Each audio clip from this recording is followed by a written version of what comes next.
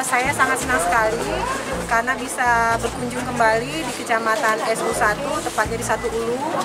Tadi sudah bertemu dengan RT RW, walaupun baru separuh ya, sebagian ya. Tapi mereka sudah menyampaikan banyak sekali aspirasinya, harapan-harapannya kepada pemerintah Kota Palembang.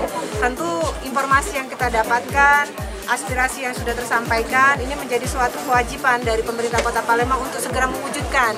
Karena hampir rata-rata yang saya dengar, ini memang betul-betul terkait masalah pelayanan, terkait masalah infrastruktur yang sangat didambakan oleh warga masyarakat Kota Palembang, khususnya Kecamatan SU1, Kelurahan Satu Ulu.